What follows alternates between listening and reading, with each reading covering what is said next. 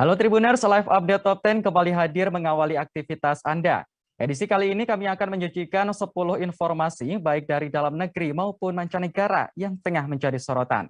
Bersama saya Agung Laksono, kita jelang Live Update Top 10 selengkapnya.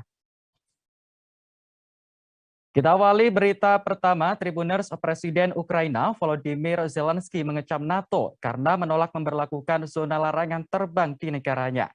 Zelensky menilai NATO justru memberikan lampu hijau kepada Rusia untuk menyerang Ukraina. Kekesalan Presiden Ukraina Volodymyr Zelensky terhadap NATO disampaikan dalam sebuah video pada Jumat 4 Maret kemarin. Menurutnya, NATO telah membiarkan orang-orang di Ukraina tewas karena diserang Rusia. Padahal aliansi militer Barat mengetahui soal kemungkinan agresi Rusia akan terus berlanjut. Sebelumnya, NATO mengumumkan tidak akan ikut campur dalam peperangan Rusia-Ukraina, baik melalui udara maupun darat. Menurut NATO, keputusan ini diambil agar tidak menimbulkan konflik yang semakin meluas ke negara-negara Eropa. Saat melakukan pertemuan di Brussels Jumat malam, Sekretaris Jenderal NATO Jens Stoltenberg mengatakan pihaknya menolak apapun kemungkinan intervensi pasukan Rusia. Menurut Stoltenberg, untuk mengetahui zona larangan terbang di Ukraina butuh banyak pengerahan pesawat tempur NATO, yang mana besar kemungkinan terjadi perang lanjutan dengan pesawat Rusia. Hal itu diakui NATO justru bisa memperluas perang di Eropa yang melibatkan lebih banyak negara. Efeknya bisa saja menambah lebih banyak korban jiwa dan penderitaan. Sementara itu, Menteri Luar Negeri Amerika Serikat Antony Blinken menegaskan bahwa NATO akan mempertahankan setiap jengkal wilayah mereka. Menurut Antony, NATO adalah aliansi defensif. Pihaknya juga akan terus membuat Putin tertekan, kecuali jika akan merubah pemikirannya.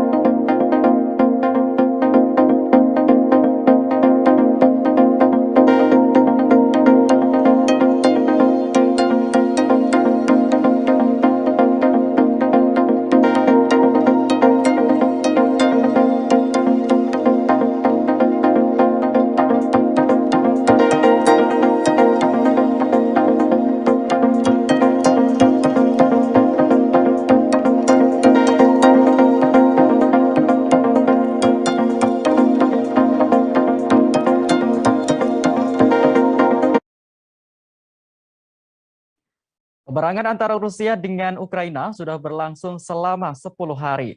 Desakan dari berbagai negara untuk mengakhiri perang tersebut hingga saat ini terus menggema.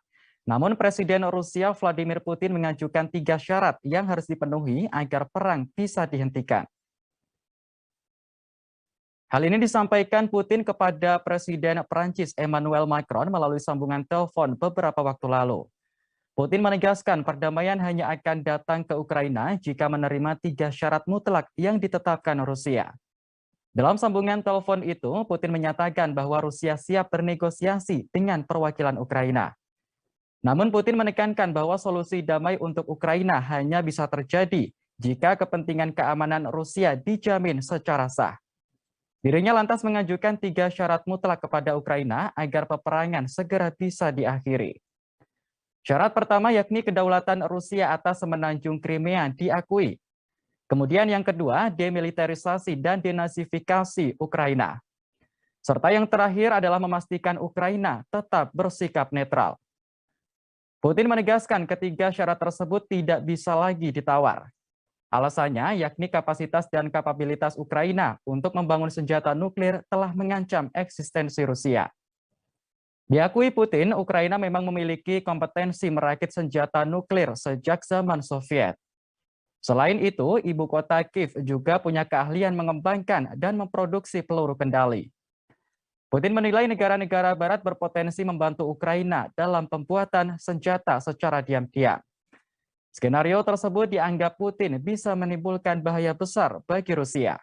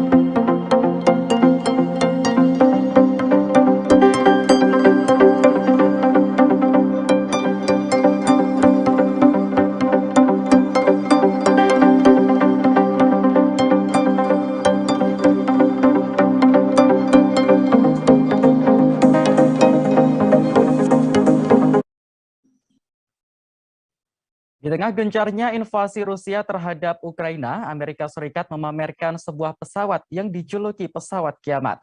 Pesawat canggih ini disebut menjadi yang terkuat karena tahan terhadap senjata nuklir.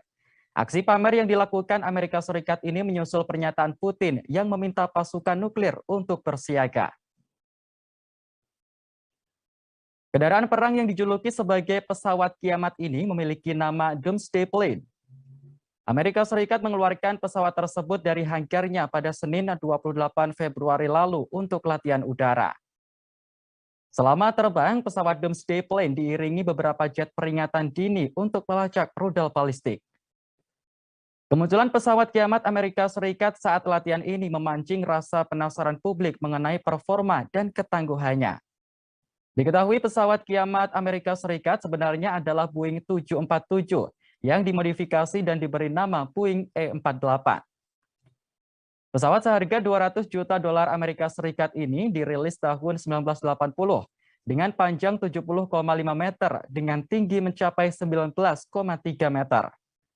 Pesawat ini hampir keseluruhannya tidak dilengkapi jendela, namun memiliki pelindung khusus untuk berfungsi melindungi pesawat, penumpang, dan awak pesawat dari efek termal perang nuklir. Selama perang, hanya Presiden Amerika Serikat, Menteri Pertahanan, dan Kepala Staf Gabungan Angkatan Bersenjata Amerika Serikat yang boleh berada di pesawat ini. Sistem komunikasinya pun masih mampu beroperasi meski menghadapi peralatan pengacak tercanggih dari musuh. Pesawat 3 tingkat ini menggunakan instrumen penerbangan analog untuk menghindari serangan cyber dari lawan. Mengenai kecanggihannya, pesawat kiamat ini punya kemampuan mengisi bahan bakar di udara. Kendaraan ini hanya perlu turun untuk melumasi mesin sekitar seminggu sekali saja. Selama uji terbang pada Senin 28 Februari kemarin, pesawat ini terbang selama 4,5 jam dengan rute ke Chicago.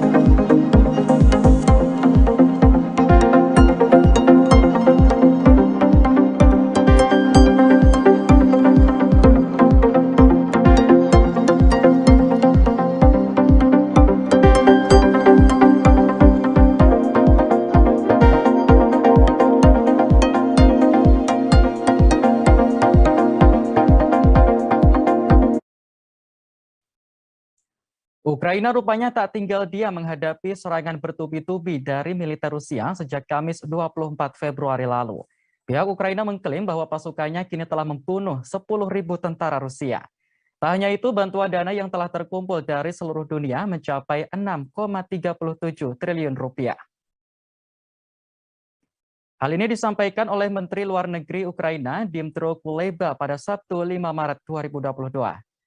Kuleba memberikan data-data jumlah korban tewas atau alutsista yang hancur di pihak Rusia. Di antaranya 10.000 tentara Rusia tewas di medan pertempuran melawan Ukraina. Kemudian ada 39 pesawat serta 40 helikopter milik Rusia yang hancur. Sebanyak 269 tank dan 945 kendaraan lapis baja juga dilaporkan hancur oleh pihak Ukraina. Bahkan sistem anti pesawat milik Rusia sebanyak 19 unit juga berhasil dilumpuhkan. Kuleba menegaskan angka kehancuran alutsista Rusia ini masih perkiraan karena perang masih berlangsung. Sementara itu, Kuleba juga melaporkan jumlah uang donasi yang terkumpul untuk menambah pertahanan Ukraina. Dirinya mengklaim saat ini Ukraina sudah mengantongi donasi sebesar 6,37 triliun rupiah. Bantuan tersebut dikirimkan ke rekening Bank Nasional dan rekening-rekening lainnya untuk membantu Ukraina. Kuleba mewakili pemerintah Ukraina mengucapkan terima kasih kepada donatur yang telah berkontribusi. Untuk diketahui, perang antara Rusia dengan Ukraina memasuki hari ke-11 pada Minggu 6 Maret 2022.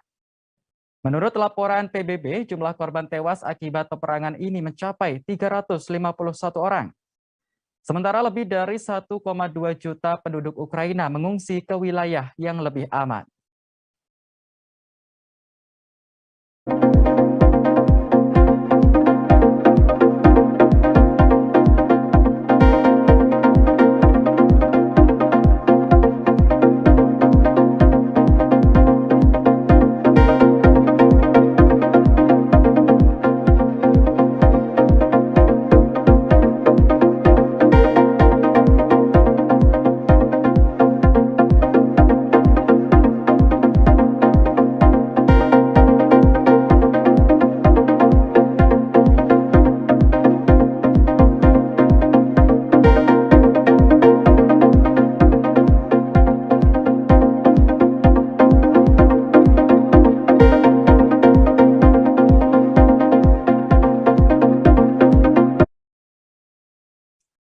Rusia dikabarkan bersiap mengerahkan 1.000 tentara bayaran untuk menyerang kembali Ukraina.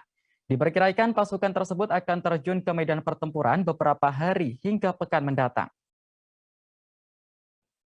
Hal ini disampaikan oleh pejabat senior intelijen Barat pada Sabtu 5 Maret kemarin. Pihaknya melihat beberapa indikasi bahwa tentara bayaran Rusia diduga terlibat dalam invasi Moskow ke Ukraina di sejumlah tempat. Tujuannya tak lain adalah untuk membombardir kota-kota di Ukraina supaya tunduk. Melansir CNN Internasional, jumlah tentara bayaran yang disiapkan Rusia mencapai 1.000 pasukan. Namun pejabat Barat tidak menjelaskan lokasi atau jumlah tentara bayaran Rusia di Ukraina yang dimaksud. Kabar tersebut mencuat setelah beberapa pasukan Rusia mengalami kemunduran di medan perang.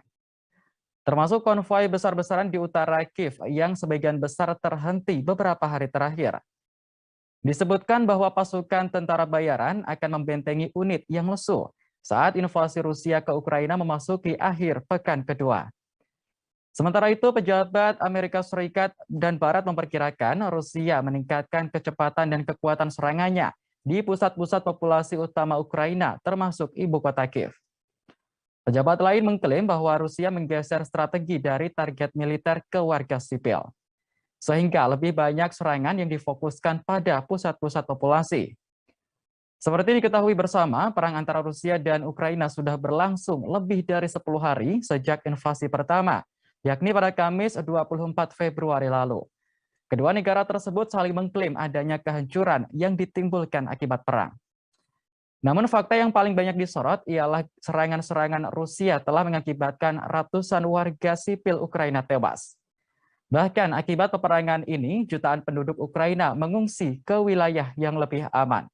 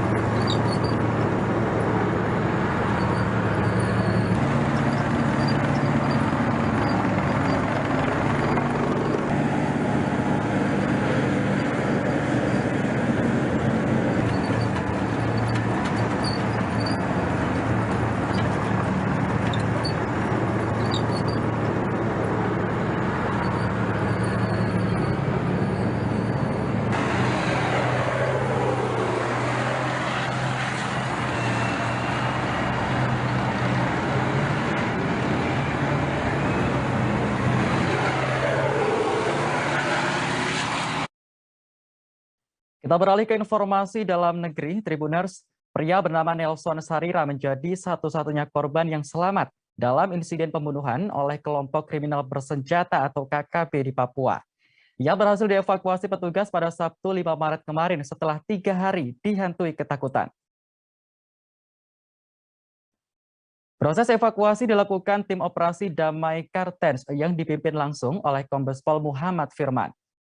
Dalam video yang beredar, tampak detik-detik tim Satgas mendekati Nelson yang sudah berdiri seorang diri.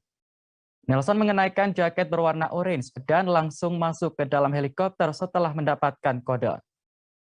Nelson pun tak kuasa menahan tangis kala dirinya sudah aman bersama aparat gabungan. Diketahui aparat TNI Polri menggunakan helikopter Komala Indonesia dan helikopter Panebat Bell 412 untuk mengevakuasi Nelson. Nelson Sarira dan tim evakuasi tiba di Bandara Baru Moses Kilangin, Timika, segera pukul 10:57 waktu Indonesia Timur setelah 2 jam proses evakuasi. Kepada polisi, Nelson menceritakan peristiwa mencekam yang tak akan pernah dilupakan seumur hidupnya.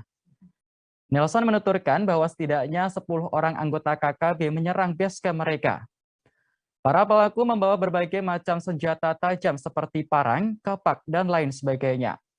Saat masuk ke basecamp itulah pelaku langsung membantai dan melukai pekerja. Nelson sendiri menjadi korban yang selamat lantaran berhasil menyelamatkan diri.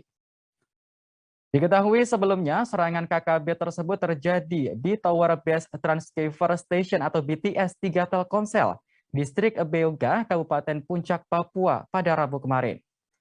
Saat terjadi, para pekerja sedang melakukan perbaikan tower. Akibat penembakan tersebut, sebanyak 8 orang pekerja telekomunikasi tewas ditembaki oleh KKB.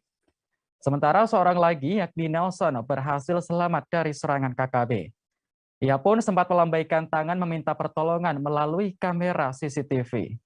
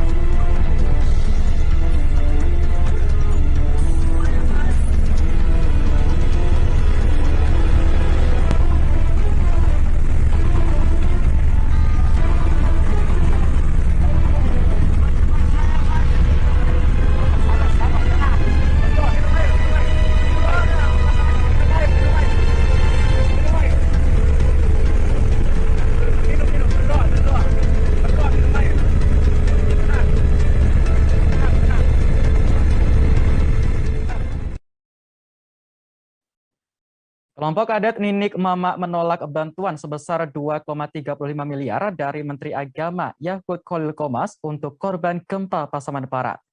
Penolakan ini dipicu karena mereka merasa sakit hati dengan pernyataan Yakut beberapa waktu lalu yang mempersoalkan azan. Video penolakan bantuan dari Menak Yakut ini beredar di media sosial sejak Sabtu 5 Maret kemarin. Dalam video, perwakilan kelompok adat Ninik Mama tersebut mengenakan pakaian daerah. Awalnya, mereka mengucapkan terima kasih kepada Menak Yakut karena telah memberikan bantuan pada warga Pasaman Barat senilai 2,35 miliar rupiah. Namun setelahnya, mereka membuat kesepakatan untuk tidak menerima bantuan tersebut. Menurutnya, bantuan tersebut tak bisa mengobati luka hati mereka atas pernyataan Menak Yakut yang dianggap mencontohkan suara azan dengan gonggongan anjing. Melansir laman kemenak.co.id, Menteri Agama Yakut Khalil Qomas hadir di Pasaman Barat untuk menyerahkan bantuan sekaligus menyapa masyarakat. Ia juga meninjau sejumlah bangunan yang rusak akibat diguncang gempa. Secara simbolis, bantuan tersebut diserahkan kepada Kepala Kemenak Pasaman Barat Muhammad Nur. Turut hadir pula Kepala Kanwil Kemenak Sumatera Barat Helmi, tokoh agama dan masyarakat, serta para penyintas gempa. Terima kasih kepada Menteri Agama atas bantuan kepada sanak kami Pasaman Barat senilai 2,5 miliar. Namun kami seluruh Minangkabau berkesimpulan hal tersebut di atas tidak dapat mengobati hati kami yang luka karena perkataan bunyi mik dengan gonggongan anjing. Allahu Akbar. Kita beralih ke informasi berikutnya, Tribuners. Presiden Joko Widodo akhirnya angkat bicara soal isu penundaan pemilu 2024 yang belakangan ini mencuat. Menurut Presiden, adanya isu tersebut tidak bisa dilarang karena semua orang berhak untuk menyampaikan usul. Namun sekali lagi, Presiden menegaskan bahwa dirinya akan patuh terhadap konstitusi. Pernyataan Presiden ini disampaikan di Istana Bogor pada Jumat 4 Maret kemarin. Menurut Presiden, siapa saja yang memberikan usulan soal penundaan pemilu atau perpanjangan masa jabatan. Pasalnya, Indonesia adalah negara demokrasi yang mana rakyatnya bebas menyampaikan pendapat. Meski begitu, Presiden akan tetap tunduk dan patuh kepada konstitusi. Undang-Undang Dasar 1945 memang telah tegas mengatur penyelenggaraan pemilu maupun masa jabatan Presiden. Jawaban Presiden ini adalah yang kesekian kalinya setelah dituding akan mencalonkan kembali menjadi pemimpin RI di periode ketiga. Sebelumnya, isu penundaan pemilu 2024 pertama kali diusulkan oleh Ketua Umum Partai Kebangkitan Bangsa atau PKB, Muhaimin Iskandar atau Caimin.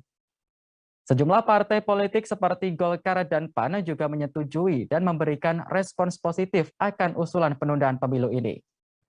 Namun ada 4 partai koalisi pemerintah yakni PDI Perjuangan, Gerindra, PPP, dan Nasdem yang secara tegas menyatakan menolak wacana penundaan pemilu 2024. Ahli Hukum Tata Negara Yusril Ihza Mahendra telah menyatakan bahwa penundaan pemilu tidak memiliki dasar hukum.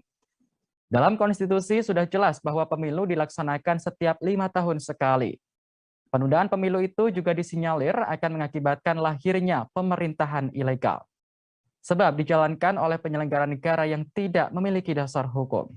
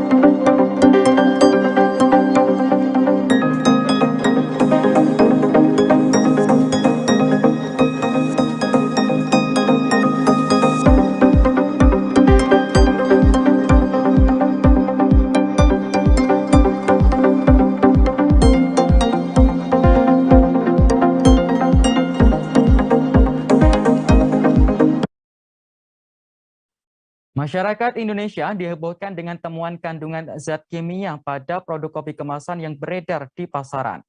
Badan Pengawas Obat dan Makanan atau BPOM mendapati ada kandungan paracetamol dan sildenafil dalam produk tersebut.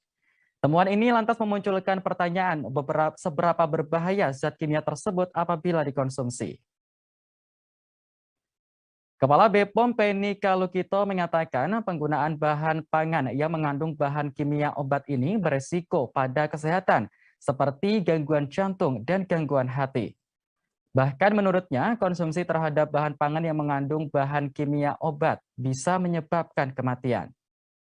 Untuk diketahui, paracetamol adalah obat yang biasa digunakan untuk meredakan nyeri dan menurunkan demam. Paracetamol atau acetaminophen dikemas dalam berbagai merek yang tersedia di toko obat. Bagi sebagian orang, konsumsi paracetamol tidak menimbulkan efek samping yang serius. Meski begitu, obat kimia tetap saja tidak bisa dikonsumsi sembarangan, apalagi tanpa memperhatikan dosisnya. Sementara itu dikutip dari WebMD, sildenafil adalah obat yang umumnya digunakan untuk mengobati masalah fungsi seksual pria atau disfungsi ereksi, yakni sebagai obat impotensi.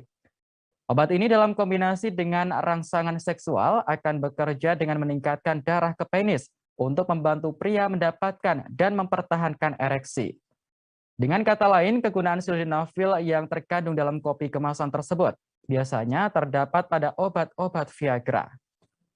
Seperti diberitakan sebelumnya, BPOM telah melakukan operasi terhadap sejumlah produk pada Februari lalu. Hasilnya ditemukan berbagai merek kopi yang mengandung obat kimia. Di antaranya adalah kopi jantan, kopi celeng, kopi bapak, spider, urat madu, dan Jakarta Bandung. Menurut BPOM, produk tersebut mengandung paracetamol dan sildenafil. Selain dalam kopi kemasan, BPOM juga menemukan adanya obat kimia dalam 36 jenis obat tradisional. Obat tradisional yang mengandung bahan kimia obat, tapi juga pangan, khususnya ini apa? Produk kopi ya? Produk kopi yang mengandung bahan kimia obat, ya, yaitu sildenafil dan paracetamol. Ya, tentunya diketuai oleh masyarakat, ini adalah bentuk obat yang untuk meningkatkan stamina, mungkin stamina siapapun yang mengkonsumsinya, terutama stamina laki-laki ini, dan obat anti nyeri yang mungkin digunakan bersamaan tentunya akan menunjukkan sesuatu yang meningkatkan energi ya, daya tahan tubuh dan sebagainya yang dalam waktu singkat tapi resikonya sangat besar sekali dikaitkan dengan aspek kesehatan ya, karena seharusnya obat tradisional, jamu ataupun obat herbal itu tidak mengandung bahan kimia obat ya. Karena kalau mengandung bahan kimia obat akan terasa seperti langsung terasa cespleng ya, efeknya langsung terasa, tapi itu adalah obat, di mana obat yang memenuhi kaidah-kaidah standar yang baik diproduksi oleh sarana produksi yang memenuhi cara produksi obat yang baik, tentunya mengandung dosis yang terkendali dalam pengawasan dokter dan lain-lain, sehingga tidak ada efek samping yang akan merugikan kemudian pada kesehatan dan jiwa seseorang yang mengkonsumsi. Seorang pria yang mengaku sebagai polisi berpangkat Komisaris Jenderal atau Komjen ditangkap oleh petugas pada Sabtu 5 Maret di Durensawit, Jakarta Timur. Tak hanya mengaku sebagai polisi, pria tersebut juga telah menipu seorang ibu hingga 1 miliar rupiah. Inilah tampang pria berinisial YD, 58 tahun saat ditangkap polisi. Ia tampak mengenakan seragam lengkap layaknya polisi pada umumnya dengan sejumlah atribut yang menempel. Namun siapa sangka di balik tampilannya yang gagah, pria tersebut telah menipu seorang ibu berinisial I hingga 1 miliar rupiah. Kapolsek Durensawit Kompol Suyut mengatakan penangkapan bermula saat pelaku bertemu korban di sebuah bank di Durensawit. Suyut tak menjelaskan lebih rinci mengenai kronologi penipuan yang dilakukan YD terhadap korban. Pihaknya juga masih belum mengungkap apa profesi sebenarnya dari pria yang mengaku sebagai komjen tersebut. Untuk pemeriksaan lebih lanjut, pelaku sudah diserahkan ke Bidang Propam Polda Metro Jaya. Seperti diberitakan sebelumnya, polisi menangkap seorang pria yang mengaku sebagai komjen di kawasan Setiabudi pada Jumat 5 Maret. Penangkapan itu berawal dari laporan korban yang menjadi korban penipuan. Saat diperiksa, ternyata pelaku tak bisa menunjukkan surat-surat bukti jika dia merupakan seorang anggota polisi. Akhirnya, pelaku dibawa ke Polda Metro Jaya untuk pemeriksaan. Hingga berita ini ditayangkan, polisi masih belum memberikan penjelasan terkait kasus penipuan ini.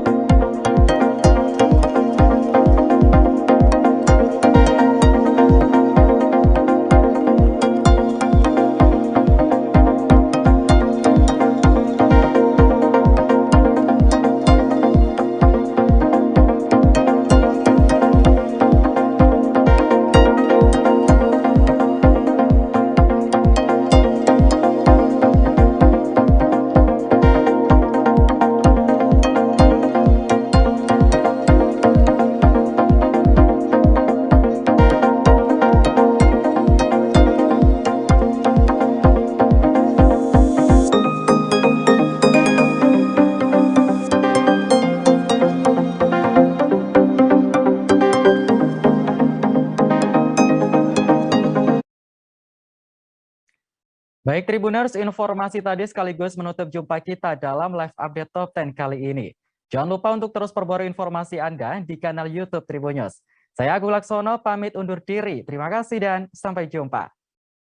Jangan lupa like, subscribe, dan share ya.